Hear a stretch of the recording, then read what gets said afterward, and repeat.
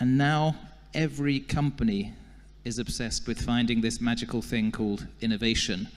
And they're starting to invest really quite large amounts of money in building an accelerator or building an incubator where they can touch startups, where they can get to know the heroes of our story, the people building the new companies. So there are incubators for food. This is a big American company, Chobani, that's got one. Lots of finance tech incubators. The big banks, the big financial service companies are very concerned about not being able to move as quickly as the design-led, blockchain-led, crypto-led finance startups. There's a lot of money going into these. Even aviation is building its own incubators.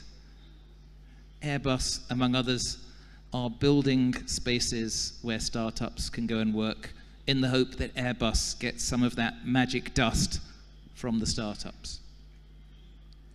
So it's not wrong in itself. I mean, it's a great thing that big established companies are starting to think, well, what could our business become? How do we keep up with the trends on the streets? How do we find alternative ways to challenge our bureaucratic corporate thinking? But most of the time, it delivers no value. Most of the time, it's just going through theater. Because it's about delivery. It's not just about coming up with an idea. That's just creativity. It's about delivering something that will add value tomorrow. And that's really all it is. It's not magic. It's not fairy dust. And it's important because if you are a city government, if you are an automobile manufacturing company, if you are a financial service business, you need to think of future because the future is coming ever faster to you because of the emergence of artificial intelligence, Internet of Sensors, new ways that the crowd is empowered as opposed to the old hierarchy with you deciding the tastes of the public.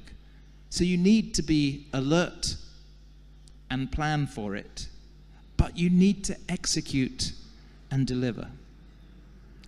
So I've become a bit obsessed with how organizations can deliver something of value. And I made it a bit of a personal quest, a personal journey to try and find examples where it's actually really quite exciting, where it's actually working. And I'm writing a book that's going to be published next May in which I'm traveling so far to 18 countries to find case studies. And some of them I'll share with you. But I think the reason this is important is exemplified by just one slide. And this is a slide showing the homepage of a bank, HSBC, that has been annotated by CB Insights to show for every link on the homepage some of the startups trying to eat some of that lunch of the bank. So for borrowing, for foreign currency transaction, for insurance, for everything mentioned on the homepage, these are just some of the startups. And I could show you a similar homepage for delivery companies, for media companies, for medical device companies. And it is true that you can't keep still because there are newcomers, small, motivated teams who are using emerging technologies. They're prototyping, they're understanding what the customer wants, and they're delivering.